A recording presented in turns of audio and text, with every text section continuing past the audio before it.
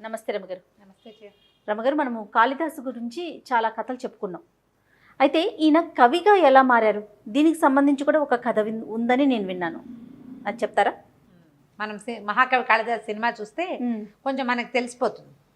ఇంచుమించుగా అలాంటిదే కథ, పేర్లు అవి వేరు, కొద్దిగా కొంచెం చిన్న చిన్న కథాగమనంలో చిన్న చిన్న మార్పులు. పూర్వం అంటే వంగదేశానికి సత్యవ్రతుడని ఒక రాజుగారు ఉండేవాడు. ఆయనకి లేక లేక ఒక కూతురు, అమ్మాయి పేరు చెంపక కలిక.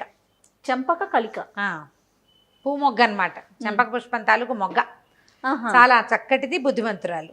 అయితే ముఖ్యమంత్రికి ఒక కుమారుడు ఉండేవాడు, చూడామణి అతని పేరు. ఆ చూడామణి చెంపక కలిక కలిసి ఒకేసారి పెరిగారు. ఆడుకునేవాళ్ళు, బాగా ఆడుకునేవాళ్ళు. ఒక 10 సంవత్సరాల వయసు వచ్చింది. అయితే ఇద్దరు కలిసి ఆడుకుంటుండగా బొమ్మలు పెళ్లి చేస్తున్నారు. బొమ్మలు పెళ్లి చేస్తుంటే చూడామణి అన్నట్ట, చెంపకలిక ఎంచక్క నువ్వు నేను పెళ్లి చేసుకుంటే ఎంత బాగుంటుంది, సీతారాముల్లాగా ఉంటాం, ఈ పెళ్లి కొడుకు పెళ్లి కూతురులాగా ఉంటాం, ఎంతో బాగుంటుంది, మన బొమ్మల పెళ్ళి నిజం పెళ్ళి అయిపోతుంది, నీ రాజ్యం నాదైపోతుంది అన్నాడు. అని తర్వాత ఏం చేశాడు, 10 ఏళ్ల ఒక పిల్లాడైనా కొంచెం అబ్బాయి కాస్త పెద్ద పిల్లలతోటి తిరిగే అలవాటు ఉంది. ఈ అమ్మాయి చుట్టూతా 2 చేతులు వేసి, ఇలాగే భార్యాభర్తలు అయ్యాక మనం ఇలాగే అన్యోన్యంగా ఉంటాం, ఎంతో చక్కగా ఉంటాం, ఇలాగే ముద్దు పెట్టుకుంటామని బుగ్గ మీద ముద్దు పెట్టుకోపోయాడు. రాజకుమార్తెకి 10 ఏళ్ల మగపిల్లాడికి ఆటకాయతనమే కానీ 10 ఏళ్ల ఆడపిల్లలకి కొంత విజ్ఞత ఉంటుంది. గుడ్ బ్యాడ్ టచ్లకి తేడా తెలిసిపోతుంది. అయితే ఈ పిల్లాడు 10 ఏళ్ళది కానీ అతను 2-3 ఏళ్ళు పెద్దవాడు, వాడికి 13-14 సంవత్సరాలు ఉన్నాయి. కానీ ఆడుకునేవాడు ఈ అమ్మాయితో పాటు. పిల్ల ఆడేది. ఎప్పుడైతే ఈ పిల్లవాడు తనని కావలించుకుని ముద్దు పెట్టుకోపోవటంతో అమ్మాయి చిరాకు పడి ఒక తోపు దోసి, బాగానే ఉంది, నేను మహారాజపుత్రిని, నువ్వేమో మా నాన్న దగ్గర దాసుడి కుమారుడివి, నిన్ను నేను పెళ్లి చేసుకోవటం ఏమిటి, ఆట వరకు ఆడతాను అంతే, ఆటలో కూడా నీది నాది పెళ్ళి కాదు, ఇక్కడ మనం చేసేది బొమ్మల పెళ్ళి, నిన్ను నేను ఎందుకు చేసుకుంటాను, నేను పెళ్లి చేసుకుంటే నాకు అనురూపమైన వాడిని చేసుకుంటా, మా వంశం కంటే గొప్ప వంశం, నాకంటే ఎక్కువ చదువుకున్నవాడు, నాకంటే ఎక్కువ సౌందర్యవంతుడిని మా నాన్న వెతుకుతాడు, నేను వాడిని పెళ్లి చేసుకుంటా, కానీ నిన్ను నేనెందుకు చేసుకుంటాను, ఇంకోసారి ఇలాంటి పిచ్చి పిచ్చి మాటలు మాట్లాడేవంటే మా నాన్నకి చెప్తా, నీ తాట ఒలిపిస్తాను. వాడికి ఒళ్ళు మండిది. ఏంటి నాకంటే ఎక్కువ వాడు నీకు వస్తాడా, మా నాన్న ఏమైనా చెప్తేనే కదా నీకు మీ నాన్న చేసేది, మా నాన్న కదా ముఖ్యమంత్రి, అయితే మీ నాన్న దాసుడు మా నాన్న రాజు అంది అమ్మాయి. అనేసరికల్లా చెప్తానుండు, నీకు నీకంటే తక్కువ చదువుకున్న వాడిని, నీకంటే అయోగ్యుణ్ణి, నీకు అయోగ్యుణ్ణి తెచ్చి పెళ్లి చేయకపోతే చూసుకో, నా పేరు చూడమని కాదు, మా నాన్న చెప్పిందే కదా మీ నాన్న చేస్తాడు, మా నాన్నతోటి ఇట్లాంటి వరుణ్ణి తెప్పించి పెళ్లి చేస్తా అన్నాడు. నాబోటి వాడైనా నీకు దొరకనివ్వరు, నేను మంత్రి కుమారుణ్ణి, మిగిలినవన్నీ మంచి లక్షణాలు ఉన్నాయి, నాకు మంత్రి కొడుకు అవటమే నా అవలక్షణం కదా, నువ్వు ఇట్లా అంటున్నావు, ఏముంది పిల్లలు వాదించుకునేటప్పుడు నువ్వంటే నువ్వు అనుకుంటారా, ఆవిడ అమ్మాయి నేను ససేమీరా, నేను అంతకంటే తక్కువ వాడిని జాతి వాడిని నేను చేసుకోను, నేను క్షత్రియ కన్యని, నేను అట్లా ఎందుకు చేసుకుంటాను అన్నది. అన్నాక వాడు నవ్వేశాడు, నవ్వుతాలు కన్నాను అన్నాడు. మామూలుగా ఆడుకున్నారు. అమ్మాయి లేచి వెళ్ళిపోయింది. ఆ అబ్బాయిని చదువులో పెట్టారు, ఈ అమ్మాయిని చదువులో పెట్టారు. ఈ కుర్రాడు మాత్రం ఇది మర్చిపోలే, పిల్ల మెల్లిగా మర్చిపోయింది. తాను చదువులో పడింది, నిత్యము గురు శుశ్రూష చేసి చక్కగా శ్రద్ధగా పంచకావ్యాలు చదువుకుంది, శాస్త్రం చదువుకుంది, కొంచెం ఖడ్గచాలనం, రాజుగారికి ఒకతే కూతురు కదా, యుద్ధ విద్య కూడా కొంత నేర్చుకుంది. చూడామణి కూడా పండితుడే అయ్యాడు, అతను ఏం తక్కువ వాడేం కాదు, కానీ లోపల ఆ కళాబారుతూనే ఉండేది లోపల మనసు. రాజకుమార్తెని పెళ్లి చేసుకోలేకపోతాను నేను, ఈ రాజ్యానికి నేను రాజును కాలేను అనేది అలాగే ఉంది. అయితే చెంపక కలిక పెద్దదైంది. తర్వాత అమ్మాయికి వివాహయోగ్యమైన వయసు వచ్చింది, అంటే 17-18 సంవత్సరాలు వచ్చినాయి. ఇప్పుడు పెళ్లి చేద్దాం అనుకున్నారు. సరే, మంత్రి గారు రాజుగారు మాట్లాడుకున్నారు. పిల్ల ఇంత ఉత్తమ రాజకన్యక, మంచి వంశంలో పుట్టిన పిల్లే అదే కాకుండా బాగా చదువుకుంది, విద్యావతి అమ్మాయి. ఈ విద్యావతి లేదా విద్యాధరి పేరుతోటి మనం సినిమాలో చూస్తాం. చెంపక కలిక ఆ పుస్తకం ప్రకారం ఆవిడ కాదు పేరు, అది. పిల్ల చాలా చదువుకున్న పిల్ల కదా, అంచేత అనురూపమైన వరుణ్ణి వెతకాలి అనుకున్నారు. రాజుగారు ఏమన్నాడంటే, రాజ్యం ఉండక్కర్లా, క్షత్రియుడయి అమ్మాయిలాగా బాగా చదువుకుని క్షత్రియోచితమైన విద్యలు వచ్చిన వాడినైనా తెచ్చుకుంటే మన రాజ్యం అబ్బాయి చేతిలో పెడతాం. మంత్రి దుర్మార్గుడు కాదు, మంత్రి మంచివాడు, ఇక్కడ దుర్మార్గుడు ఎవరు? మంత్రి గారి కుమారుడు. వీడేం సరే బాగానే ఉంది, మాట్లాడుకున్నారు. మర్నాడు ఆ రోజు సాయంత్రం మంత్రి గారి ఇంటికి వెళ్ళాక కొడుకుతో చెప్పాడు, అయ్యా అబ్బాయి చెంపక్కలకి వివాహ ముహూర్తం నిశ్చయించాలని భావిస్తున్నారు రాజుగారు, అనురూపమైన వరుణ్ణి వెతకమన్నారు, ఆ బాధ్యత నా మీద పెట్టారన్నాడు. అంటే పిల్లాడు అన్నాడు, చూడమని నాన్న మీరు పెద్దవారైపోయారు నాన్నగారు, మరి మీరేం తిరుగుతారు?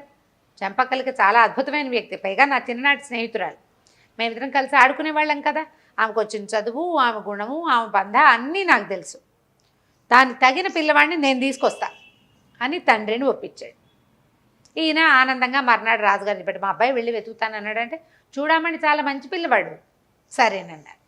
చూడమని వెతకడం మొదలుపెట్టాడు. ఇతనికి ఏమిటి? అయోగ్యుడు, క్షత్రియుడిలాగా కనపడాలి కానీ క్షత్రియుడు కాకూడదు, వాడికి చదువు రాకూడదు, క్షత్రియోచిత విద్యలు రాకూడదు, వాడిని తెచ్చి చెంపక్కలకి పెళ్లి చేయాలి.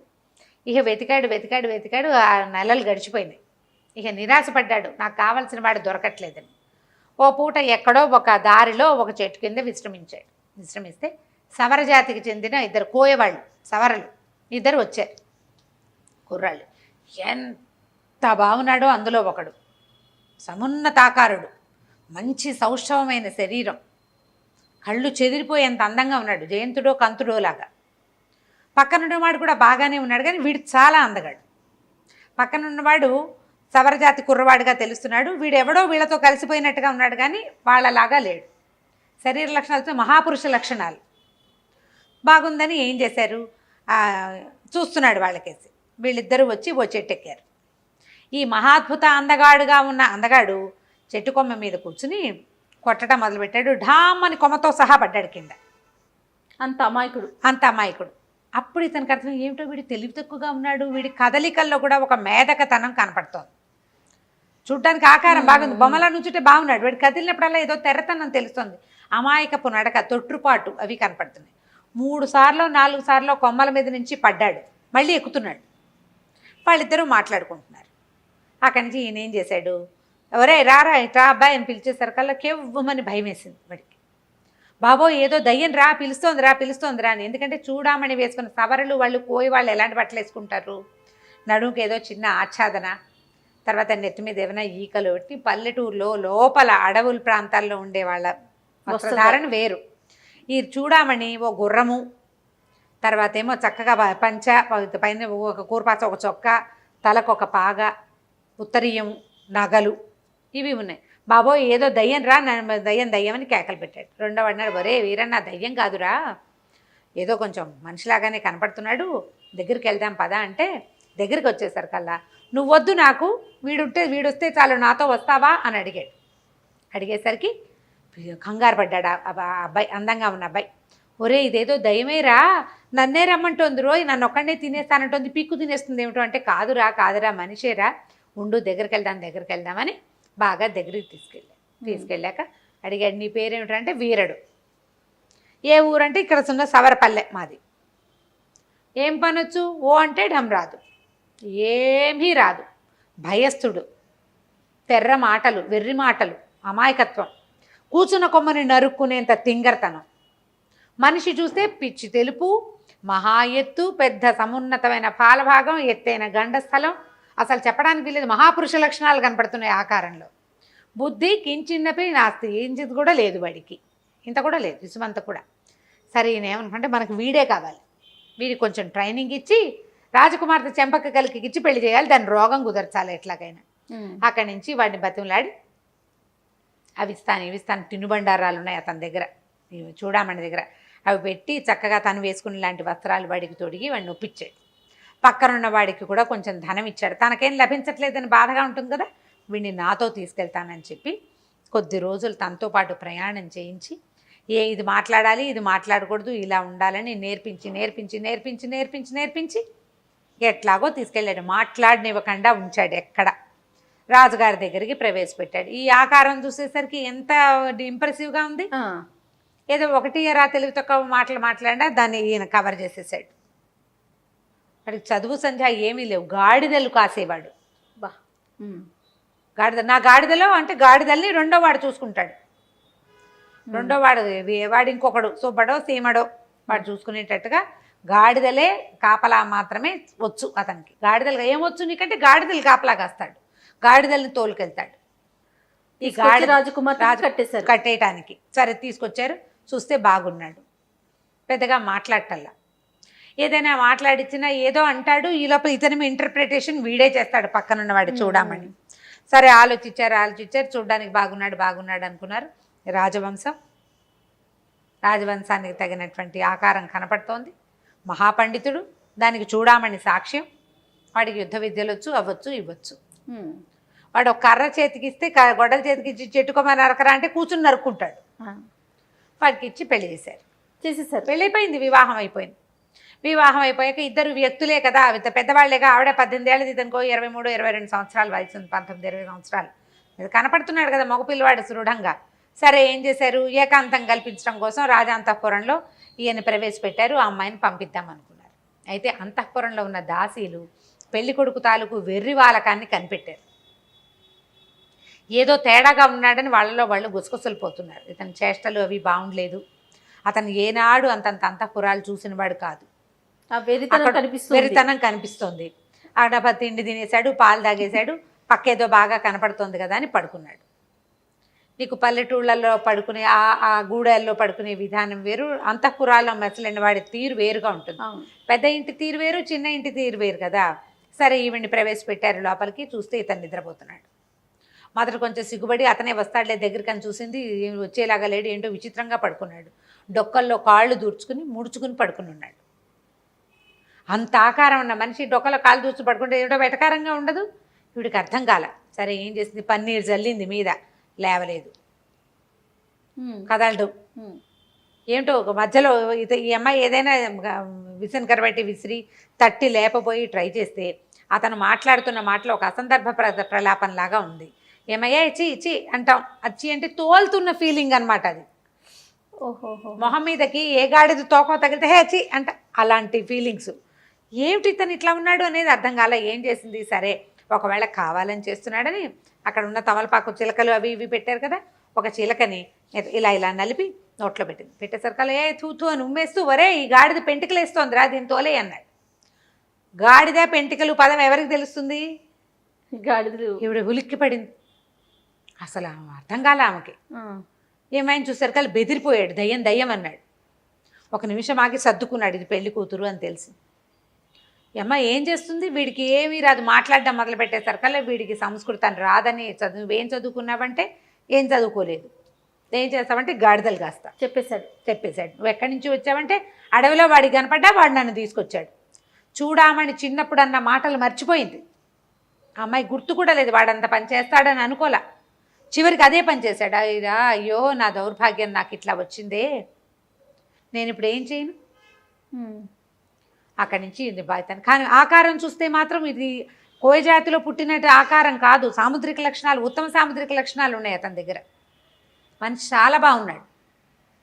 సరే నువ్వు ఎక్కడి నుంచి వచ్చావు, నువ్వు సవరలోనే పుట్టావా, మీ అమ్మ ఎవరు, మీ నాన్న ఎవరు అంటే, నేను సవరల దగ్గరే పెరిగా, కానీ నేను వాళ్ళకి పుట్టలేదు, వాళ్ళు నన్ను ఎక్కడి నుంచో తెచ్చారు. నీకెవరు చెప్పారంటే, ఒకసారి ఒక సోదమ్మ అడగటానికి మా ఇంటికి వచ్చింది. సోదమ్మాయి వచ్చింది, మా అమ్మ మా సోదమ్మాయి మాట్లాడుకుంటున్నారు, అప్పుడు నేను విన్నా అన్నాడు. ఏం మాట్లాడుకున్నారంటే, ఈ కుర్రాడు వచ్చాక మీ సంగతి బాగుందా అని అడిగింది. మా సంగతి బాగుంది, మా గుంపులో ఎప్పుడు ఏమీ నష్టాలు జరగలేదు, గాడిదలన్నీ పిల్లలు పెట్టాయి, బోళ్ళని గాడిదలైనాయి అని చెప్పింది మా అమ్మ. మాలాగానే ఒక బాపన కుర్రాడు, ఇంకొక మా గుంపులాగానే ఇంకో గుంపులో కూడా పాపన కుర్రాడు దొరికాక వాళ్ళ జీవితాలు బాగున్నాయని చెప్పింది అని చెప్పాడు. అంటే ఇతను ఒక బ్రాహ్మణ యువకుడు అవ్వడానికి అవకాశం ఉంది. ఎక్కడో పిల్లవాడు దొరికాడు వాళ్ళకి, వాళ్ళు తెచ్చి సవర్గూడెంలో పెంచారు. వాళ్ళతో పాటు పెరిగినప్పుడు అమాయకుడు మేధకుడు ఆ పడిపోయిన సమయంలో ఎక్కడో తల్లిదండ్రుల నుంచి తప్పిపోయాడు.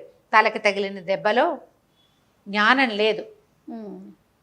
ఈ అమ్మాయి ఏమనుకుంది అయితే ఏడ్చేసరికి నువ్వు ఎందుకు ఏడుస్తున్నావు అన్నాడు. ఏం చేయను, నేను చాలా చదువుకున్నాను, నీకు ఒక్క ముక్క విద్య లేదు, నీతోటి నేనేం చేయను, ఈ రాజ్యమంతా నీ చేతిలో పెట్టాడు నా తండ్రి అని ఏడ్చింది. విద్య లేదా, నాకెందుకు విద్య లేదు అన్నాడు. నువ్వు కింద జన్మలో ఎవ్వరికీ పెట్టుండవు విద్యని, నీకు విద్వాంసుడు అయ్యి నువ్వు ఎవరికి చదువు చెప్పుండవు, అందుకే నీకు ఈ జన్మలో అవిద్య వచ్చేసింది, అజ్ఞానంతో ఉన్నావు నువ్వు. విద్యాదానం చేయని వాడు ఇలా అయిపోతాడు, విద్య లేదు నీకు, ఈ విద్య లేని వాడితోటి నేను ఎట్లా ఉండాలి, నేను ఇంత విద్యావతిని అని బాగా ఏడిస్తే ఎట్లా వస్తుందో చెప్పు, నాకు ఆ విద్య ఎట్లా వస్తుందో చెప్పు అని ఆమెను కుదిపి అడిగాడు. అడిగితే ఈవిడ ఏమంది, తపస్సు చేయాలి, దానికి ప్రార్థించాలి, ఈ ఊరికి ఆ రామాడల దూరంలో కాళికా అమ్మవారి విగ్రహం ఇది ఉంది, దేవాలయం ఉంది, అక్కడ కాళీచరణ్ అని అక్కడ కాళీప్రసాద్ అని ఒక గురువుగారు ఉన్నారు, ఆయన దగ్గరికి వెళ్ళి ప్రార్థించు, ఆయన ఏదైనా ఒక ఉపాయం చెప్తాడేమో. నువ్వు ఏదో బ్రాహ్మణ జన్మ ఎత్తావు, ఇక్కడ పెరిగావు, మళ్ళీ నీకు ఒక క్షత్రియ కుటుంబంలో ఉండేందుకు అవకాశం లభించిందంటే ఏదో ఉంది ఒక తాళం, ఇదేమో చూడు అని ఏడ్చేసరికల్లా ఆయనకి ఏమనిపించింది, వాడికి ఇది చక్కగా ఉంది అందగత్తె, ఎంత బాగుంది, చెప్పిందిగా ఏదో చెప్పిన పని చేస్తాడు, చూడమని చెప్పిన పని చేశాడు. ఈ అమ్మాయి చెప్పిన పని చేయటానికి అమాయకుడు, ఎవరు గట్టిగా మాట్లాడితే వాళ్ళ మాట వింటాడు. చాలా మందిని చూస్తాను చూడండి. అప్పుడు ఇతని విద్య కోసం అక్కడ కాళీప్రసాదుడి దగ్గరికి వెళ్ళేసరికల్లా ఈ కాళికాదేవి దేవాలయం ఎంతో బాగుంటే ఆయన ఏమన్నాడు, నాయన ఏమీ లేదు, కాళీ మంత్రం నీకు ఉపదేశిస్తా చెప్పాడు. ఇది చెప్తే ఏమని చెప్పాడు, వెళ్ళి విద్య విద్య విద్య విద్య అదే అడుగుతున్నాడు, వేరే మాట్లేదు. ఆయన తన జ్ఞాన దృష్టితోటి జరిగింది తెలుసుకుని కాళికా మంత్రాన్ని ఉపదేశించి కూర్చుని ప్రార్థించు, అమ్మ దయ ఉంటే నీకు ఏమైనా లాభిస్తుంది అని చెప్పాడు. 3 రోజుల పాటు కూర్చునే ఉన్నట్ట, మూర్ఖ భక్తుడు. అయితే ఈ కాళీ అమ్మవారు ఈ నగరానికి రక్షక దేవత. ఆవిడ ఏం చేసేది, సాయంకాలం అయ్యేసరికల్లా చీకటి పడంగానే నగర సంచారానికి వెళ్ళేది, దేవాలయంలోంచి కదిలి వెళ్ళేదట బయటికి. కదిలి వెళ్తే 3వ రోజు, మొదటి రోజు చూశాడు అమ్మవారు వెళ్ళటం రావటం చూశాడు, 2వ రోజు చూశాడు, 3వ రోజు రాత్రి ఆమె వెళ్ళంగానే దేవాలయంలోకి వెళ్ళి తలుపేసుకుని కూర్చున్నాడు లోపల. తెల్లవారుసామున సంచారం ముగించుకుని అమ్మవారు వస్తుంది, నగర సంచారం చేస్తాయి దేవతలు. మనం ఇట్లా కొన్ని చోట్ల చూస్తాం, మనం వరంగల్ భద్రకాళి అమ్మవారు నగర సంచారానికి వెళ్తారంట, కామాక్షి అమ్మవారు వెళ్ళేదని, అవును వింటాం, మధుర మీనాక్షి వెళ్తుందని అలాంటివి కథలు వింటుంటాం కదా. ఈవిడ కూడా అట్లా సంచారానికి వెళ్తుంది. సరే చీకటి పడి తెల్లవారుతోంది, ఆవిడ తిరిగి వచ్చింది ఆలయానికి. తిరిగి వస్తే తలుపు తీయలేదు. ఎవడరా అని హుంకరించింది, గర్జించింది అమ్మవారు. నా ఆలయంలోకి వెళ్ళి తలుపు వేసుకున్న వాడు ఎవడు, తలుపు తీయమంది. విద్య విద్య అంటున్నాడు కానీ తలుపు తీయటల్లా. ఆవిడ బెదిరించింది, అయినా సరే తలుపు తీయలే. తలుపు తీస్తే వెళ్ళాలి లోపలికి, ఆవిడ తలుపులు పగల కొట్టుకుని వెళ్ళకూడదు, కొన్ని పద్ధతులు ఉంటాయి అక్కడ. అక్కడి నుంచి ఏమంది ఈవిడ, వెంటనే వాడి ఇదేంటో తెలుసుకుని ఈ మూఢభక్తుడిని చూసి, ఒరే ఓ పని చెయ్యి, ఈ తాళం పెట్టే కుంచకోల ఉంది చూడు, ఆ కోల నుంచి నీ నాలుక బయట పెట్టని చెప్పింది. దేవాలయం తలుపుకి తాళం బీగం పెట్టి తిప్పడానికి ఉంటుంది కదా, ఆ సందులోంచి నాలుక బయట పెట్టాడు. పెడితే అమ్మవారి త్రిశూలం ఎత్తి దాంతో ఆ 3 ఇవి ఉంటాయి కదా బీజాక్షరాలు రాసింది. ఈ కథ ఇట్లా ఉందన్నమాట. ఈ బీజాక్షరాలు రాసేసరికల్లా ఆ వెంటనే అతనికి జ్ఞానం వచ్చేస్తుందన్నమాట. ఆ బుర్ర లోపల మూసుకుపోయి ఉన్న ఎన్ని కిటికీలో తెరుచుకున్నాయి ఒకేసారి, మహాద్వారాల కింద అవి నలకంత ఉంటాయి కదా, అవన్నీ ఒక్కసారి జ్ఞానప్రసాదం వచ్చేసిందనమాట వాటిల్లోకి. ఆ తలుపులు తీశాడు, మహోగ్ర రూపంగా ఉన్న కాళికాదేవిని చూశాడు. చూసి మహాద్భుతంగా ఒక కవితా ఝరితోటి సంస్కృతంలో అమ్మవారిని ప్రార్థన చేశాడు. అదే శ్యామలా దండకం అనుకుంటాం, మాణిక్య వీణాముపలాలయంతి శ్లోకాలు అవి శ్యామలా దండకం.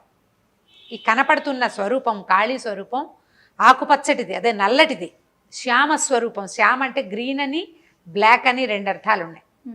మనం శ్యామల సాధారణంగా మరకత మణులతో చేసినటువంటి శ్యామలా స్వరూపాన్ని చూస్తాం, గ్రీనిష్గా ఉండే బ్లాక్ అన్నమాట.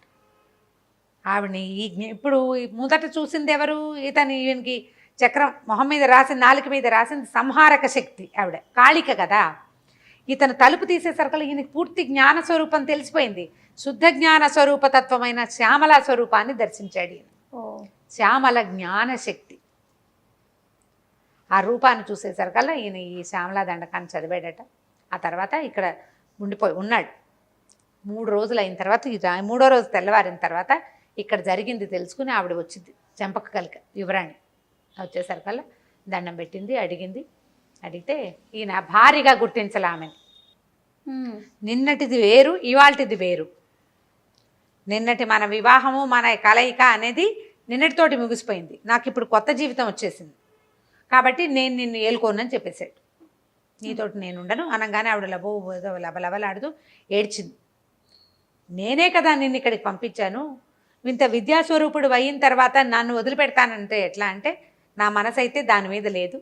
నేను అమ్మవారిని ధ్యానించుకోవాలి, కవిత్వం రాయాలనుంది నాకు, నేను కవిని అవ్వాలి, నాకు వచ్చిన ఈ శాస్త్ర సంపద ఒక్క అక్షరంతో అమ్మవారు రచించిన బీజాక్షరాలతో వచ్చిన ఈ విద్యను నేను సార్థకం చేసుకోవాలని అక్కడి నుంచి ఈ కాళికా ప్రసాదంతోటి ఈ రకంగా అయ్యాడు. కాబట్టి కాళిదాసు పేరుతో ఆయన అలా దేశ సంచారానికి వెళ్ళిపోయాడు.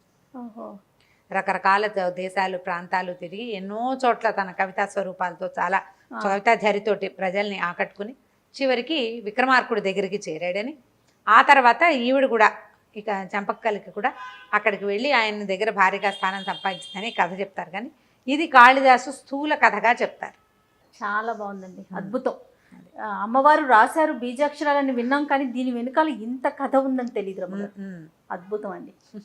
నమస్తే. నమస్తే. నమస్తే రమ్మగారు. నమస్తే జయ. ఏదైనా మంచి స్టోరీ చెప్పండి. చందమామ కథ చెప్దామా? పిల్లిపాలెం యువరాణి. పిల్లిపాలెం ఊరు పేరండి? చెప్పండి చెప్పండి రమ్మగారు. పూర్వం ఒక అడవిలో ఒక కట్టెలు కొట్టుకునేవాడు, భార్య, 2 పిల్లలు ఉండేవాళ్ళు. వాళ్ళిద్దరికి పడి చచ్చేది కాదు, మొగుడు పిల్ల ఎప్పుడు పోటాడుకునేవారు. వాడేదో కట్టెలు కొట్టుకొచ్చేవాడు, అదేదో అన్నం ఉండేది. ఓ పిల్లాడు పిల్లలు విసిగిపోయేవాళ్ళు వాళ్ళతోటి. అంతే కదా, ఇప్పుడు కూడా అంతే కదా.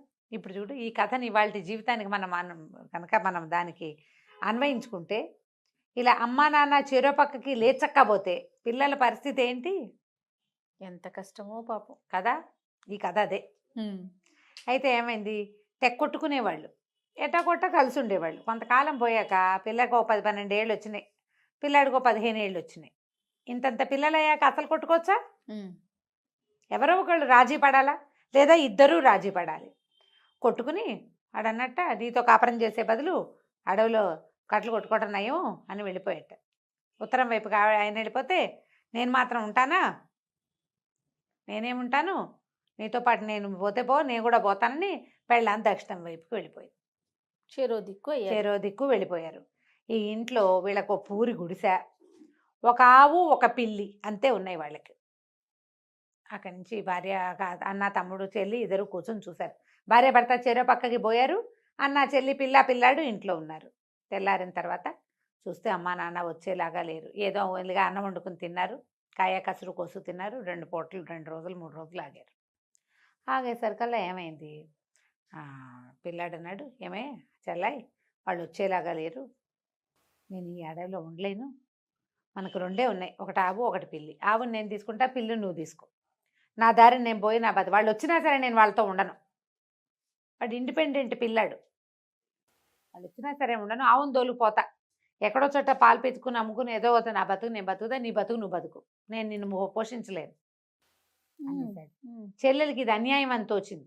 ఆవుతో పాలు వస్తాయి, పిల్లితో ఏమొస్తుంది? కానీ ఆ పిల్లి ఏం చేసింది, వాడు ఎప్పుడైతే అట్లా అన్నాడో గబుక్కుని ఈ చెల్లెల దగ్గరికి వచ్చి దాన్ని కాలికేసి తన వీపుని రాస్తూ ముచ్చటగా ఆపేక్షగా చూసింది. చూసేసరికల్లా ఆ పిల్లి తనతో ప్రేమగా ఉందనిపించింది పిల్లకి.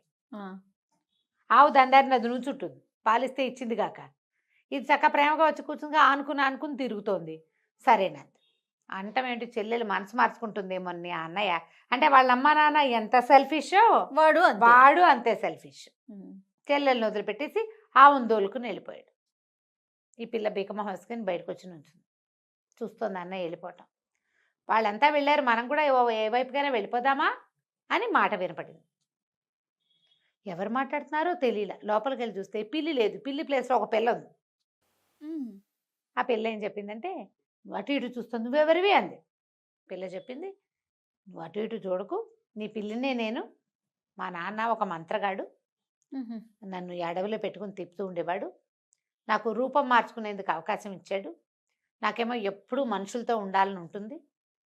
తర్వాత ఆ మధ్య ఏవో జడిబూటీల కోసం అంటే ఏమనాలి, మన మూలికల కోసం వెతుకుతూ మా నాన్న ఎక్కడికో వెళ్ళిపోయాడు, ఏమైపోయాడో తెలీదు, చాలా రోజులైంది.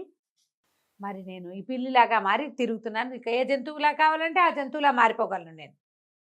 బాగుంది, సరదాగా ఉంటుంది నాకు, కాకపోతే నాకు మనుషులతో ఉండటం ఇష్టం.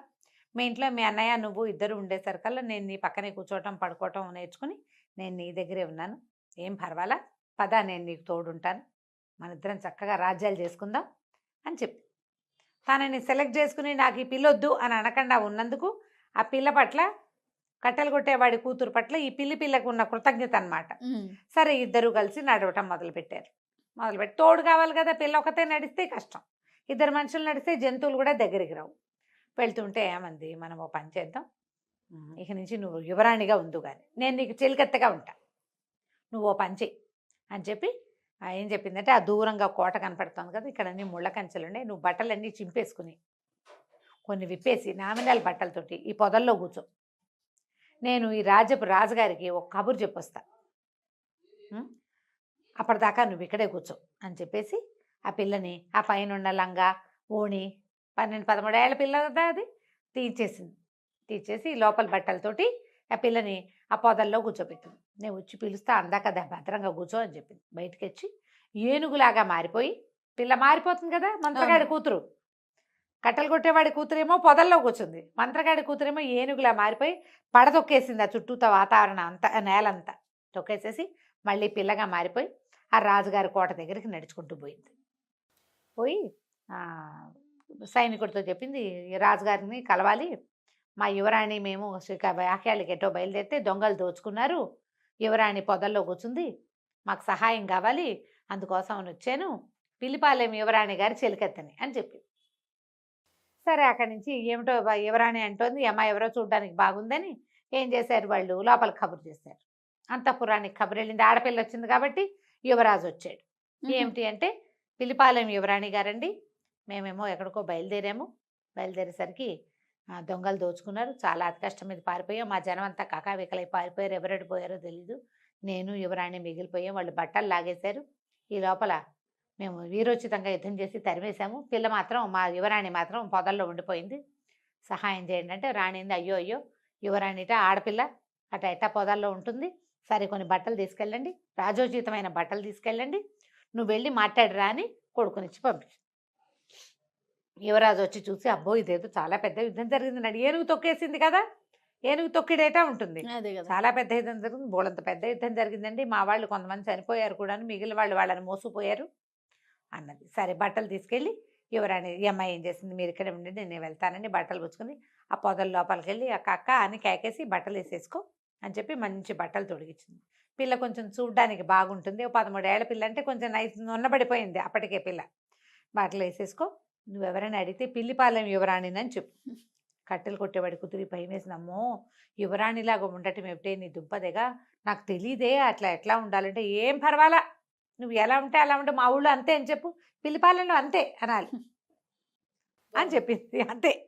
అక్కడి నుంచి బయటికి తీసుకొచ్చింది. యువరాజు ఆశ్చర్యపడిపో, ఎంత బాగుంది అని. ఇంతకీ మీరు ఎక్కడికి బయలుదేరారు అనగానే పిల్ల ఏడవటం మొదలుపెట్టింది. ఎక్కడికి బయలుదేరారో ఏం చెప్తుంది, వెంటనే ఈ చెలికెత్తుందిగా మంత్రగాడి కూతురు, అది అందుకొని ఇప్పుడు ఏం అడగద్దండి, చాలా డిస్టర్బ్ అయిపోయింది యువరాణి, దిగులు పడిపోతుంది, అసలు ఇంటికి వెళ్ళే దారి కూడా ఆవిడే మర్చిపోయింది, నేను మర్చిపోయాను, కొద్ది రోజులు స్థిమిత పడినవ్వండి, నేను నిదానంగా కనుక్కుంటాను, నేను చెప్తాను మీకు అన్నది. అనగానే ఈయన ఏం చేశాడు, ఓ పల్లకి తీసుకొచ్చారు, యువరాణి అందులో కూర్చోబెట్టారు, మంత్రగాడి కూతురు చెలికెత్త కదా పక్కన నడుచుకుంటూ పోయింది. ఊళ్ళో లోపలికి వెళ్ళారు. వెళ్ళిన తర్వాత సరే కొంచెం ఈ అమ్మాయి పద్ధతులు కొన్ని వాళ్ళవి వింతగా ఉండేవి, మా ఊళ్ళో అంతే అనేది. ఈ అమ్మాయి నిజంగా సుకుమారి అవునా కాదా అనేవి తెలుసుకోవడం కోసం ఈ పిల్ల ఈ విధంగా దీనికి రకరకాల పరీక్షలు పెట్టారు వాళ్ళు. ఈ మంత్రగాడి కూతురు ఉంది కదా, అది ఈగలాగానో దోమలాగానో పీలికలాగానో ఎలాగోలాగా చిలకలాగానో మారి యువరాణి చుట్టుపక్కలే ఉంటూ కాబట్టి ఇగో అది తినబోక, అది రాణులు తినేది కాదు అని చెప్తుంది అనమాట. ఒక స్వీట్లు చేశారు, అది ఇక్కడ అంటే కొంతమంది రాజులు తినకూడని పదార్థాలు కొన్ని ఉంటాయి కదా, ఆ పిల్ల అవి తినేది కాదు, ఇది చిలక రూపంలో కూర్చుని అది తినద్దు అని దీనికి వినపడేలాగా చెప్పేసేది. ఇంకా వస్తువు తినకుండా ఉండేది. యువరాణి లక్షణాలు కనపడుతున్నాయి. ఓసారి ఏం చేశారు, ఒక పూచిక పుల్లని పరుపు కింద పెట్టారు.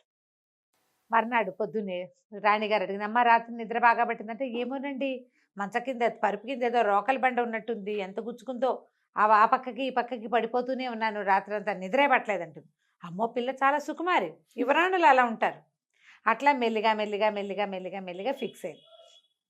కొంచెం అమ్మాయి నవ్వుతూ మామూలుగా మాట్లాడుతుండే సరుకులు మీ ఊరు ఎక్కడ అని పీడించడం మొదలుపెట్టారు. అడుగుతారు కదా, అడిగేసరికి ఈ అమ్మాయి ఏమో ఒకరోజు ఏడ్చింది. ఆ పిల్ల మంత్రగాడి కూతురు దగ్గర, వస్తే ఇట్లా చేసావు, వీళ్ళేమో మీ ఊరు ఎక్కడ, మీ కోట ఎక్కడ, మీ కోట ఉందా పదా మీ కోటకు అంటున్నారే, ఇప్పుడు ఎట్లాగే అంటే ఏం పర్వాలా, మన కోట కూడా ఒకటి ఏర్పాటు చేస్తాను. 2 రోజులు భద్రంగా ఉండు, అలవాటైంది కదా, ఉండు, నేను చూసొస్తానండి. అది పోయింది అటు ఇటు, అది చిలకలాగా మారి అటు ఇటు వెతుక్కుంటూ వెళ్తే ఈ ఊరికి రాజుగారి కోటకి ఒక 5 ఆమడల దూరంలో ఒక పురాతనమైన కోట ఒకటి ఉంది. దాని చుట్టూ అన్ని పల్లెటూళ్ళు ఉన్నాయి. ఈ కోటలో ఏంటంటే రాజులు ఎప్పుడో పోయారు, పాడుపడింది కోట, కొంచెం పాతబడింది, పాడు కాదు పాతబడిపోయింది. ఎవరూ లేకపోయేసరికల్లా ఆ కోటలో ఒక రాక్షసి దాన్ని ఆకట్టుకుని ఉంది. అదేంటంటే రాత్రిళ్ళు అక్కడ ఉంటుంది, పగళ్ళు ఉండదు. బయటికి వెళ్ళేటప్పుడు తలుపేసుకెళ్తుంది, తన తలుపు తీసుకుని లోపలికి వచ్చి తెచ్చుకున్న పదార్థాలు పెట్టు తిని తెల్లవార్లు పగలల్లా పడుకుంటుంది. రాత్రి అయ్యేసరికి బయటకు వెళ్తుంది. 2 పూటలు అక్కడ కాపలా కాసి ఈ చిలక రూపంలో ఉన్న ఈ మన మంత్రగాడి కూతురు ఈ కథ అంతా తెలుసుకొని ఏం చేసింది, ఎప్పుడైతే ఈ రాక్షసి బయటికి వెళ్ళిందో అది లోపలికి పోయి ఆ గడి లోపల నుంచి వేసేసుకుంది. తెల్లవారుజాము అయ్యేసరికల్లా రాక్షసి ఆహారం తెచ్చుకుంటుంది, దానికి ఎండ పడదు. పగలు నిద్రపోపైనా ఈ లోపల ఉంటుంది, ఎండ రాకుండా చూసుకుని ఉంటుంది అనమాట. తలుపేసుకునేసరికల్లా ఈ రాక్షసి తెల్లవారిపోతుండగా 4:15, 4కో వచ్చింది, తలుపు తోస్తే రాల. తెల్లపోయింది రాక్షసి, ఇదేంటి నేను బయట గడి పెట్టి వెళ్తే లోపల ఎవరు గడి పెట్టారు? అక్కడి నుంచి తలుపులు కొట్టింది, దబా దబా బాధింది. ఎవరంటే ఈ చిలక, ఈ పిల్ల చెప్పింది మంత్రగాడి కూతురు, నేను చిట్టిగారిని అంది. చిట్టిగారే. చిట్టిగారులు అంటే ఎంత ఉంటాయి? చిట్టిగారంటే వసే చిట్టిగారే నువ్వుటే, ఎందుకే లోపలికి వెళ్ళావు, తలుపు ఎందుకు వేసావే, తీవే ఎండొచ్చేస్తుందే అని కేకేసింది. ఎండ రావడానికి ఏముంది లేదు, నా సంగతి వినవా, నా కథ విన్నాక తలుపు తీస్తా. సరే ఏమిటి కథ అంటే, నేనేమో మొదట పప్పుని, నేను గింజని, నన్ను దంచారు, చెరిగాక నానబెట్టారు, తర్వాత పొట్టు తీశారు, ఆ తర్వాత రుబ్బారు, రుబ్బి అని చెప్తే సర్కల్ నువ్వు నీ రుబ్బుడు తగలయ్యా, ఆపవే కథ, తలుపు తీయవేను. చీచి నా కథ డిస్టర్బ్ చేస్తావు, ఉండు అసలు నేను సంగతి చెప్పాలని మళ్ళీ స్టార్ట్ చేసింది. నేనేమో మొదటి గింజని, నన్నేమో దంచారు, నన్నేమో చెరిగారు, నన్నేమో ఆ తర్వాత నానబెట్టాక పొట్టు తీశాక రుబ్బి అని చెప్పడం మొదలెట్టి రుబ్బడంలోనే ఉంది. వసే నీ కథ ఎప్పటికీ అవదేమిటే అనగా నన్ను డిస్టర్బ్ చేసావు, నేను మొదటి నుంచి చెప్తాను, మళ్ళీ మొదలు. ఇక ఎన్నిసార్లు చెప్పిందో, నేను మొదటి గింజని దగ్గర స్టార్ట్ చేస్తుంది. ఈ లోపల ఏమైంది, ఓ పక్కన అదేమో ఎండాకాలం, శీతాకాలం అయితే సూర్యుడు నిదానంగా వస్తాడు, మంచి ఎండాకాలంలో ఏమవుతుంది, రావడం వెలుగు వచ్చేస్తాం, సూర్యుడు రావడం మొదలెట్టేసరికి కేకలు పెట్టింది, అరిచింది, బతిమాలింది, భంగపడింది. ఏం చేసినా వసే చిట్టిగారే ఆ తలుపు తీవే, బంగారు పిల్లవు కదా నువ్వు, నీకు కనకపు సింహాసనం చేయిస్తానే, లోపల బోళ్ళని వజ్రాలు వైడూర్యాలు ఉన్నాయి, అవన్నీ ఇస్తానే, తలుపు తీవే అని బతిమలాడి చచ్చిన ఆ కోట తలుపు మాత్రం తీయలేదు. ఇంతలో బాగా ఎండొచ్చి సూర్యుడు కనపడేసరికల్లా ఈ నుంచున్న రాకాసంతా ఇట్లా కరిగి ప్రవహించేసి ముద్దలా తయారైంది, బూడిదైపోయింది. అది ఎండ పడితే బతకదు. పూర్తిగా గొడవ బయట సందడంతా సమసిపోయాక అప్పుడు తలుపు తీసి చూస్తే ఇంకేముంది, మొత్తం పెద్ద బూడిద కొట్టుంది. ఇదేం చేసింది, లోపల నుంచి చెంబులతో బిందెలతో నీళ్లు తెచ్చి మొత్తం నీళ్ళన్నీ దిమ్మరించి ఆ బూడిదంతా తడిపేసేసి మట్టిలో కలిపేసేసి బార్లా తలుపు తీసి పెట్టింది కోటకి. అక్కడి నుంచి కోటలో అక్కడక్కడ ఉన్న రకరకాల గంటలు అవి ఇవి వెళ్లాడేసి ఉన్నాయి, లోపల బోల్డ్ అంత సంపద ఉంది. ముందున్న సంపదే కాకుండా ఈ రాకాసి ఏర్పరిచి పెట్టిన సంపద కూడా బోల్డ్ అంత ఉంది. అంటే అది బయటికి వెళ్ళి చుట్టుపక్కల ఉన్న గ్రామాలు ఉన్నాయి కదా, దానికి ఆనుకుని దాంట్లోకి ఎవ్వరూ రావటం లేదు, ఈ రాక్షసు వల్ల. రాకాసి భయం ఉంటుంది కదా, అందరికీ పోయి చెప్పొచ్చింది. ఈ పిలిపాలెం అని కోటకు పేరు పెట్టాం, పిలిపాలెం యువరాణి గారు పెళ్లి చేసుకోబోతోంది, మీరంతా తలా ఒక పని చేసి కోట అంతా శుభ్రం చేయండి, మీ యువరాణి వస్తే మీ జీవితాలు బాగుపడతాయి అని ఊళ్ళో అందరికీ చెప్పింది. గంటలు మోగుతున్నాయి కాదు, లోపల ఒక గుడి కూడా ఉంది, ఆ గుడి తలుపు తీసి ఆ గుడిలో గంటలు కూడా కొట్టింది. అక్కడి నుంచి ఊళ్ళో జనం అంతా వచ్చిపడి మొత్తం కోటంతా శుభ్రం చేస్తారు. యువరాణి వస్తుంది, ఆ వారసులు ఎవరో ఉన్నారు, వారసురాలు వస్తుంది, అందుకని అంతా శుభ్రం చేశారు, ఎక్కడొక్కడ సరి చేశారు. ఈ అమ్మాయి కొంచెం దగ్గరుండి అది పని చేయించింది. ఆ ఊళ్ళో ఒక పెద్ద మనిషికి నగలు నాణ్యాలు ఉన్నవన్నీ, ఇవన్నీ మీ యువరాణి సంపద, మిమ్మల్ని బాగా చూసుకుంటుందని చెప్పి వాడి చేతులు పెట్టింది. అక్కడి నుంచి చిలకలాగా మారి ఎగురుకుంటూ వచ్చేసేసి మంత్రగాడికి, అదే మన కొట్టలు కొట్టేవాడి కూతురు చెప్పింది, నువ్వు పిలిపాలెం యువరాణివి, నీకు పిల్లిపాలెం కోట కూడా సిద్ధమైంది, నీకు వచ్చిన భయమేమీ లేదు, మీ ఇల్లు ఎక్కడ అంటే తీసుకెళ్ళి చూపిద్దాం, పెళ్లి చేసుకుంటానంటే చేసుకుందు కానీ అన్నది. ఇంతలో రాజకుమారుడి పిల్లని చేసుకుంటానన్నాడు. ఈ అమ్మాయికి తెలుసు రాజకుమారుడు ఎంతసేపు వచ్చి చూస్తూ ఉండేవాడు. అబ్బాయిలు చూసే చూపులు ఆడపిల్లలకు తెలియకుండా ఉండవు. చేసుకుంటానంటే రాజుగారు రాణిగా రాజు రాణి అన్నారు. ఒరే పెళ్ళైతే మనకు దొరికింది, బాగుంది, చెలికెత్తుంది, వాళ్ళ ఇల్లు వాకిలి ఊరు వాడు మనకేమీ తెలియదురా అంటే, ఈ పెళ్ళబోయి ఏం చెప్పిందంటే, ఎందుకు తెలియదండి, ఇక్కడికి 5 ఆమడ్ల దూరంలో ఉంది, మేము షాకు గురై మర్చిపోయాము, ఇప్పుడు గుర్తొచ్చింది. ఇప్పుడు గుర్తొచ్చింది, మా దారి మా రోడ్ అంతా బాగున్నాయి, కావాలంటే ఎవరైనా పంపించండి, మీ చిన్న అబ్బాయిని పంపండి, తీసుకెళ్ళి చూపిస్తానని రాజుగారి చిన్న కొడుకుని వెంటేసుకుని తీసుకెళ్ళి చూపించింది. కోటలో మరమ్మతులు జరుగుతున్నాయి, పెళ్లికి సిద్ధమవుతుంది, కొంత మటుకు శుభ్రపడిపోయింది, చక్కగా ముత్యాల తోరణాలు, లోపల పెద్ద గుడి. ఇన్ని చూసేసరికల్లా రాజకుమారుడు ఆశ్చర్యపోయాడు. ఓ ఇదంతా మీ యువరానిదేనంటే, కావాలంటే నాది కూడాను, మేమిద్దరమే దీనికి వారసులమని చెప్పి చెప్పేసరికల్లా వాడి ఇంటికి పోయి, అమ్మ దీన్ని పెళ్లి చేసుకుంటాను నేను, వాళ్ళది పెద్ద కోట అని చెప్పంగానే రాణిగారు సంతోషించి, పెద్దమ్మాయినే మంత్రగాడి కాదు కట్టెలు కొట్టేవాడి కూతురునేమో పెద్ద కొడుక్కి, మంత్రగాడి కూతురునేమో చిన్న కొడుక్కి పెళ్లి చేసి, ఈ పిల్లిపాలెం యువరాణిని ఆవిడ చెలికత్తని పిల్లిపాలెనికి పంపించారు. చక్కగా కోటను సొంతం చేసుకుని హాయిగా ఉన్నారు. ఇది ఒక ఇంగ్లీష్ కథకి అనువాదం నేను అనుకోవటం. ఒక అబ్బాయికి పిల్లి దొరుకుతుంది, ఆ అబ్బాయితో పిల్లి ఏం చేసింది, క్యాట్ ఇన్ పుస్సీ ఇన్ బూట్సో ఏదో కథ ఇలా రాశారనమాట. ఇంచుమించు 69 ఆ ప్రాంతంలో రాయబడిన కథ. ఓకే, టైటిల్ చాలా బాగుంది. ముందు పిల్లిపాలెం యువరాణి. రైట్ రమ్మగారు, నమస్తే. నమస్తే రమ్మగారు. నమస్తే జయ. ఏదైనా ఒక మంచి కథ చెప్పండి రమ్మగారు. నాగరికుల కథ ఒకటి చెప్తా. నాగరికులు. ఏది నాగరికత, ఏది అనాగరికత? నాగరికత అంటే కల్చర్డ్గా ఉండటం కదా. జనరల్గా కల్చర్ అంటే ఏం చేయాలి? సాధారణ అర్థం మనం పైనున్న మన ముందు తరాల నుంచి మనం నేర్చుకొని దాన్ని ఫాలో అవటం, మంచిని మంచిగా చెడుని చెడుగా స్వీకరించడం, అలా బిహేవ్ చేయటం. ఓకే, చాలా ఉంటాయి. ఈ కల్చర్డ్గా బిహేవ్ చేయటం అంటే చక్కగా మంచి బట్టలు వేసుకోవటము, జనాలందరికీ అర్థమయ్యేలాగా నచ్చేలాగా ఒక పాలిష్డ్గా ఉండటాన్ని కల్చర్డ్గా ఉండటం అంటారు. అంతే. ఆ పాలిష్డ్గా ఏవేవో బూతులాడేసి పిచ్చి భాష మాట్లాడి రస్టిక్ లాంగ్వేజ్ మాట్లాడితే కల్చర్లెస్ బ్రూట్ అంటాం. నాగరికత లేదు కదా. ఏది నాగరికత అనేది ఎప్పుడూ డౌట్గానే ఉంటుంది మనకి. రస్టిక్ లాంగ్వేజ్ మాట్లాడే వాళ్ళని కల్చర్లెస్ అంటే, రస్టిక్ లాంగ్వేజే కల్చర్గా ఉన్న వాళ్ళు కొన్ని జాతులు ఉంటాయి. అవును, వాళ్ళ కల్చర్ అదే. కొన్ని పర్టికులర్ పదాలు వాడకపోతే వాళ్ళు కల్చర్ ఉన్న వాళ్ళుగా కూడా భావించలేకపోతాం. అవును, వీళ్ళు ఈ రాష్ట్రం వాళ్ళు కాదేమో అనిపిస్తుంది, ఈ ప్రాంతం వాళ్ళు కాదేమో అలా కూడా అనిపిస్తుంటుంది. కానీ అయినా కూడా మనకు ఒక ప్రత్యేకమైన పద్ధతులు ఉంటాయి. అవును, లాంగ్వేజ్ ఎట్లా ఉన్నా, మన బట్టలు ఎట్లా ఉన్నా మనకి కొన్ని ప్రత్యేకమైన పద్ధతులు ఉంటాయి. ఈ ప్రత్యేకమైన పద్ధతుల కల్చర్లో ఇతరులని గౌరవించడం, అవసరం అయితే తప్ప చెయ్యకూడని పనులు కొన్ని ఉంటాయి కదా. ప్రపంచాన్ని ఇతరులని గౌరవించడం, వాళ్ళ ప్రాణాలు, వాళ్ళ ఆరోగ్యము, వాళ్ళ వస్తువులు, వాళ్ళవే అలా ఉండటం చాలా అవసరం. అవును. ఈ నాగరికత మీద ఒక ప్రత్యేకమైన కథ ఉంది, భలే ఇంట్రెస్టింగ్గా ఉంటుంది. తప్పకుండా. పూర్వం ఒక రాజుగారు ఉండేవారట. యాక్చువల్గా ఇది సుల్తాన్ల కథ, నేను ఆ పేర్లు గుర్తుపెట్టుకోలేక చెప్పటం లేదు. అయితే ఈ రాజుగారికి కూతురు ఉంది ఒకటి. ఈయనకి చుట్టుపక్కల రాజ్యాల మీదకి వెళ్ళిపోయి రాజ్యకాంక్ష, ఇంకా ఏదో పెద్దదిగా చేసేయాలి సామ్రాజ్యాన్ని అని కోరిక. కూతురు అత్యాశ అనేది అమ్మాయి. ఎందుకంత ఆశ? మనకి ఇంత పెద్ద రాజ్యం ఉంది, ఇది చాలు, దీన్ని సుభిక్షంగా చేయి, వీళ్ళని బాగా ఉంచాలి, నువ్వు ఎప్పుడు ప్రాణాల పైకి ఇచ్చేసి అక్కడెక్కడికో వెళ్ళి ఎవరినో ఎందుకు? అత్యాశ. అంటే ఈ రాజు అనేవాడు ఇలా చేయవలసిందేనని రాజుగారు అనేవాడు. కూతురికి నచ్చేది కాదు. అయితే పిల్లకి యుక్త వయసు వచ్చింది, పిల్ల చిన్నప్పటి నుంచి అవే భావాల్లో ఉంది. ఇప్పుడు యుద్ధం అంటే ఏమిటి? యుద్ధం ఈజ్ = మరణం. అంతే. ఎవరో ఒకళ్ళు కొంతమంది చచ్చిపోతే కానీ అవతలలో ఉన్న ఆస్తి వీడి సొంతం అవ్వదు కదా.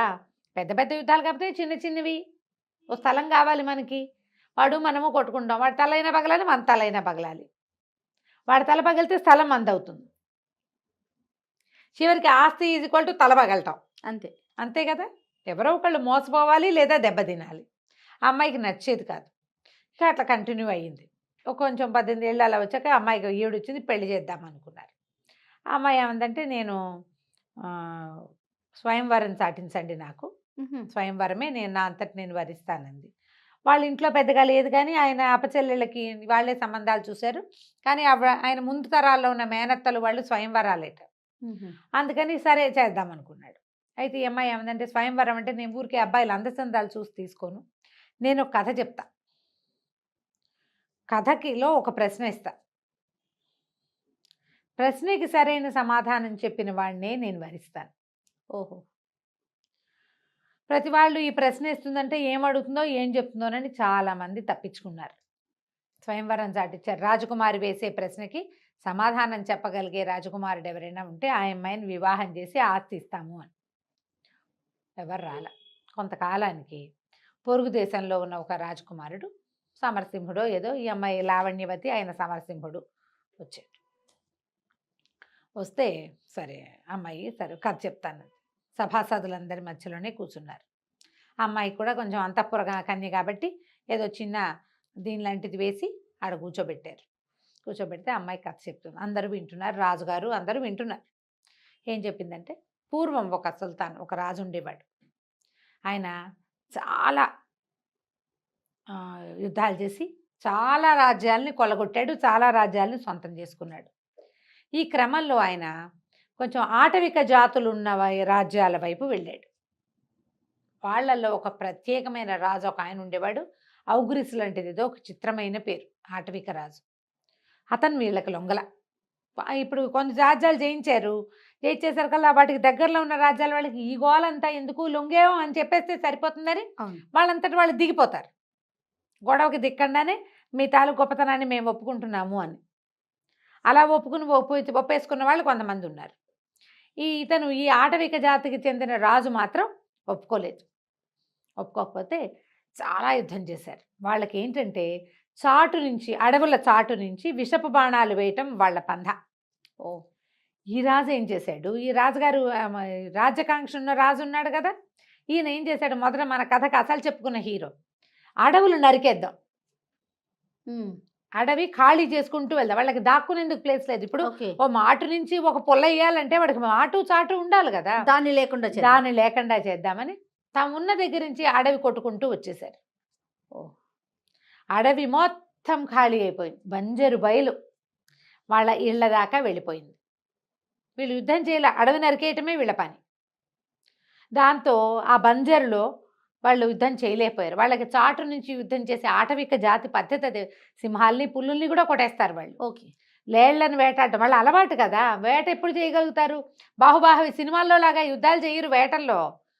వేట అంటే ఏమిటి, దూరం చూడకుండా అవి మనల్ని చూడకుండా మాటున దాగి వేయటమే వేట. సినిమాల్లో లాగా ఎప్పుడూ జరగదు. సినిమా కోసం చేస్తారు. వీళ్ళకి చాటే లేకపోయేసరికల్లా వీళ్ళకి ఏమంటారంటే ఆ లోపల ఉండాల్సిన కాన్ఫిడెన్సే పోయింది. పాపం దొరికేశారు, బాగా ఇదైపోయారు. ఔగ్రిస్ కూడా పడిపోయాడు. పడిపోయేసరికల్లా సరే ఏమైంది, సాయంకాలం అయింది. చాలా కష్టపడ్డారు వీళ్ళు కూడా. మొదటి రాజు కూడా చాలా కష్టపడ్డాడు యుద్ధానికి, అయినా కానీ మొత్తానికి గెలిచారు. అయితే సాయంకాలం చీకటి పడే వేళకి ఆయన ఎంతమంది చనిపోయారు, మన వాళ్ళు ఎంత, మా వాళ్ళు ఎంత అని వెతకడానికి బయలుదేరారు. ఈయన కొంత సైనికులు, తర్వాత ఏమో సైన్యాధిపతి, ఆయనకు సలహాదారులు ఇద్దరు సాదా బట్టల్లో వెళ్తుంటే శవాల మధ్యలో ఒక భయంకరమైన నల్లటి ఆకారం ఎత్తుగా ఉన్నవాడు ఒకడు ఉన్నాడు. వాడు శవాల మధ్యలో తిరుగుతుంటే ఏంటి వీడెవడు, ఎక్కడి నుంచి వచ్చాడు, ఏంటి వీళ్ళేం చేశారు, యుద్ధం అయిపోయింది కదా, బాణాలు బీణాలు కత్తుల్లో కటార్లు ఏదో సాదా గుడ్డల్లో వచ్చారు వీళ్ళు. మామూలుగా యుద్ధము ఎవరినైనా ఎదుర్కోవాలంటే ఒక కత్తి డాలు ఒక కవచము కావాలి కదా. కొంచెం తెల్లబోయారు, భయపడ్డారు కూడా. అయితే సైన్యాధ్యక్షుడు ఏం చెప్పాడంటే, అట్లా కాదు ప్రభు, ఇదంతా ఆటవికపు ఇది కదా, ఇక్కడ నరమాంస భక్షకులు కొంతమంది ఉన్నారు, వీడెవడో ఆ జాతికి చెందినవాడు. అంటే వీళ్ళు వస్తుంటే అతను అటు ఇటు తిరుగుతున్నాడు కానీ వీళ్ళ వైపు చూడలేదు. అయితే రాజుకి అతన్ని మాట్లాడాలనిపించింది. అతనితో దగ్గరికి వెళ్ళి ఎవడెవరా నువ్వు అన్నాడు. మాంసం కోసం చూస్తున్నా అని చెప్పాడు. నువ్వు నరమాంసపక్షుడికి అయితే ఇన్ని శవాలుంటే ఏదో ఒకటి చేత్తు పుచ్చుపోక ఇక్కడే తిరుగుతున్నావు ఎందుకురా అన్నాడు. అంటే వాడు సమాధానం చెప్పాడు, అంటే ఎవరో చాలామందిని తినడానికి చంపి పడేసుకున్నారు, మరి వాళ్ళలో బతుకున్న వాడిని ఎవరినైనా కదా నేను చంపగలిగేది, వెతుకుతున్నాను అన్నాడు. అనేసరికి రాజు గర్వంగా అనవాడు, వీళ్ళందరినీ చంపింది నేనే అన్నాడు. ఇందరినేం చేసుకుంటావు నువ్వు, ఒకడుంటే చాలదా నెల రోజులకి అని అడిగాడు. ఒక్కడిని నెల రోజులు 4 రోజులు తింటే సరిపోతుంది. ఇంతమందిని ఏం తింటావురా, నువ్వు చూస్తే ఒక్కలు ముక్కలుగా ఉన్నావు. బక్కటివాడు రాజు సామాన్యంగా ఉంటాడు, వాడేమో అమ్మశక్తి ఉన్నట్టున్నాడు, వాడికి ఒక మనిషి 4 రోజులు సరిపోతాడు అనేసరికల్లా రాజు అన్నాడు, నేను రాజ్యం పెంచుకోవడానికి చాలా ప్రయత్నం చేశానంటే పక్కపక్క నవ్వాడు నరమాంస పక్షుడు. నవ్వి వెళ్ళిపోయాడు. ఒక్క శవాన్ని కూడా తీసుకెళ్ళాల, నడిచిపోయాడు. వాడు నడుస్తుంటే భూమి అదిరిపోతోంది. వీళ్ళు 10 మందికి భయం కల్పించేంత ఉన్నాడు వాడు. ఒక్క శవాన్ని కూడా తీసుకోలే, ఓకే, నడిచి వెళ్ళిపోయాడు. ఈ అమ్మాయి అడిగింది రాజకుమార్తె, ఇట్లా వెళ్ళిపోయాడు. వెళ్ళిపోయాడు, ఎందుకు నవ్వాడు నరమాంస పక్షకుడు? సభలో పిన్ డ్రాప్ సైలెన్స్ అయిపోయింది. అందరికీ ఒక గుబులు. ఎలా? ఒక యుద్ధ భూమి, అన్ని చచ్చిన శవాలు, వాటి మధ్య ఒక నరమాంస భక్షకుడు, ఒక రాజు వాడిని ఎదుర్కోవటం. మాట్లాడారు కదా, ఫైటింగ్ చేయలే. ఈ ప్రశ్నకి ఒక రకమైన దిగులు వచ్చేసింది, గుబుల్లా వచ్చిందనమాట. ఆ రాజకుమారుడు చెప్పాడు, ఈ అమ్మాయిని పెళ్లి చేసుకోవడానికి వచ్చినవాడు. సహజమే కదా, నరమాంస భక్షకుడైనా వాడు ఆకలిస్తే ఒక్క ప్రాణిని చంపుతాడు. రాజు యొక్క ఈ అతి ఆకలి చూసి వాడికి నవ్వొచ్చింది. కరెక్ట్. యుద్ధకాంక్ష, ఇంతమందిని పొట్టను పెట్టుకుని ఏం చేస్తావు? తినడానికి కూడా పనికొచ్చేది కాదు కదా ఇది. అందుకని నవ్వాడు. నరమాంస భక్షకులకి కూడా ఒక నీతి, ఒక నియమము ఉంటాయి, రాజ్యకాంక్ష, ఒక సంస్కృతి ఉంటుంది వాడికి. దీనికోసం ఇది అని చంపాల్సి వస్తే ఆకలేసి ఆహారం దొరక్కపోతే మనిషినైనా చంపి తినాలి వాడు. అంతేగాని తోచక మనుషుల్ని చంపడు, ఆశకి మనుషుల్ని చంపడు. ఇదేమంటారు దీన్ని? అనాగరికులు ఎవరు ఇక్కడ? నాగరికత అంటే ఏమిటి? మంచి బట్టలు వేసుకోవటమా? మంచి బుద్ధిని కలిగి ఉండటం. ఎంత సంపాదిస్తే మనకు సరిపోతుంది? నరవంశ భక్షకుల కంటే ఎక్కువ కదా ఆస్తులు పెంచేవాళ్ళు. వాళ్ళే నయం మనకంటే. క్యానిబల్స్ చాలా నయం. ఈ ఆస్తులు పెంచి అక్కడ ఇక్కడ ఇక్కడ అక్కడ ఎందరో చావులు, ఎందరో దుఃఖానికి కారణమయ్యేటువంటి ఆస్తుల ఎక్వైరింగు, ఇంకా సామ్రాజ్యాల్ని పెంచుకోవాలన్న ధోరణి, అదే అనాగరికత. దాంతో యువరాణికి చాలా నచ్చింది. నేను పెళ్లి చేసుకుంటానంది. యువరాణికి ఆ పక్క దేశపు రాజకుమారుడికి పెళ్లి చేశారు. ఆ తర్వాత ఇక రాణిగారి యువరాణి యొక్క తండ్రి ఏనాడు యుద్ధం పేరెత్తల. కూతురు ఆయనకి తెలియచేసేసింది, ఇది అనాగరికత. నీకు ఎవడైనా నీ మీదకి యుద్ధం వస్తే వాడి కోసం నువ్వు ఫైట్ బ్యాక్ చేయటం కోసమే నువ్వు సమాయత్తం చేసుకో. రాజ్యకాంక్షతోటి ఇంతమందిని చంపద్దు. నీ శక్తి చూపించు, చావులకి కారణం అవ్వకూడదు నువ్వు. ఎంత మంచి ఆలోచన చూడు. సూపర్. కథ కంచికి మనం ఇంటికి. చాలా బాగుంది రమ్మగారు, సూపర్. నమస్తే. నమస్తే. నమస్తే రమ్మగారు. నమస్తే జయ. రమ్మగారు, అక్బర్ బీర్బల్ స్టోరీస్ చాలా రోజులు అయిపోయింది. 2 చిన్న కథలు చెప్తాం. ఓకే. ఇవి చిన్న చిన్న విషయాలుగానే ఉంటాయి కదా. ఒకసారిట అక్బర్ గారు ఈ మన సభలో కూర్చున్నప్పుడు రకరకాల డిస్కషన్స్ వస్తాయి. ప్రతిసారి రాజ్యాంగాలే ఉండవు కదా. రాజ్యాంగము, మంత్రిత్వము, హడావిడేమి ఉండదు. ప్రజలంతా తీర్చి ఉంటారు. కొంతమంది ఏదో మాటామంతి ఎవరైనా ఒకళ్ళు మంచి వాక్యాలు చెప్తే దాని మీద డిస్కషన్లో పెడతారు. అయితే అక్బర్ గారికి ఒక విచిత్రమైన డౌట్ వచ్చిందట. ఆయన అలాంటివన్నీ చిక్కుగా ఉండే ఆన్సర్లన్నీ బీర్బల్ దగ్గర నుంచే ఎక్స్పెక్ట్ చేసేవాడు. ఆయన తన అరిచేతులు చూసుకుంటూ, బీర్బల్ ఎందుకో శరీరం అంతా వెంట్రుకలున్నాయి, అరిచేతుల్లో వెంట్రుకలు ఏమేమిటి నాకు అని అడిగాడు. సహజంగా అందరికి వచ్చాను మనం వినండోయి కదా. సరే, జనాలంతా చూస్తున్నారు కుతూహలంగా. ఏం చెప్తారు, ఏం చెప్పాలి? ఉండవండి, అందరికీ ఉండవు, మీకు లేవు అంటే ఆయనకి ఏమనిపిస్తుందో. నేను అందరూ ఒకటేనా అనిపించదు రాజుకి. మరి అయితే ఆ బీర్బల్ అన్నాడు, ఏముంది మహాప్రభు, జహాపన, మీరు అపరిమితమైన దాతృత్వం, మీకు ఎంత దానపరత్వం అంటే అందరికీ జనాలకి ఇచ్చి ఇచ్చి ఇచ్చి ఇచ్చి రాపిడికి అరిచేతుల వెంట్రుకల్ని రాలిపోయినాయండి మీకు. అవునా అన్నాడు. బీర్బల్, నీ అరిచేతులు చూపించు అన్నాడు ఆయన. బీర్బల్ అరిచేతులు చూపించాడు. 2 అరిచేతులు నీకు కూడా లేవు కదా అన్నాడు. నువ్వెవరికి ఇచ్చావు? ఇస్తే రాలిపోతాయి అన్నావు, నువ్వెవరికి ఇచ్చావు అనగానే తిప్పుకున్నాడు ఈయన. బాగా ఆలోచించి ఏమన్నాడు, అదేం జహాపన, మీరు ఇస్తే పుచ్చుకొని పుచ్చుకొని పుచ్చుకొని నా చేతులు అవన్నీ అరిపోయినాయండి, వెంట్రుకలు ఊడిపోయినాయి అన్నాక ఈ కూర్చున్న వాళ్ళందరినీ ఒక్కొక్కళ్ళు అరిచేతులు చూస్తున్నాడు రాజు. వీళ్ళందరివి ఎందుకు అరిగిపోయినాయి అన్నాడు. వీళ్ళలో చాలా మంది మీ దగ్గర పుచ్చుకున్నారు కదా, మీ ఎప్పటి నుంచి పుచ్చుకుంటున్నారు? మీ తాత తండ్రుల నుంచి. మీరందరూ దానపరులు, మేమందరం పుచ్చుకునే పరులము, అంచేత ఊడిపోయినాయి. ఊడిపోతే ఇప్పుడు ఎవరికి ఇస్తాడు రాజు? తన దగ్గర నుంచి ఇట్లా ఇవి తీసుకునే వాళ్ళకి. తన దగ్గర పనిచేసే మంత్రులు, సైన్యాధిపతులు వాళ్ళు ఉంటారా, వాళ్ళకేం దానాలు ఇవ్వడు, జీతాలు ఇస్తాడు. అంతేగా. అప్పుడు ఈయనకి డౌట్ వచ్చి అక్బర్ గారు తన మంత్రి, సైన్యాధిపతి వాళ్ళని చేతులు చూపించమన్నాడు. అందరూ చేతులు చూపించారు. అరచేతులు వెంట్రుకలు ఎట్టా ఉంటాయి. ఆయన సర్కాల్లో ఈయన అన్నాడు, అదేంటి బీర్బల్ నువ్వు భలే చెప్పావు, ఇచ్చాను కాబట్టి నాకు పోయినాయి, పుచ్చుకున్నారు కాబట్టి మీకు పోయినాయి, వీళ్ళకి నేనేమి ఇచ్చాను వాళ్ళవెందుకు పోయినాయి అంటే, అదే జహాపన, వీళ్ళందరికీ ఇచ్చేస్తున్నాడు అని చేతులు నలిపేసుకుంటున్నారు వాళ్ళు.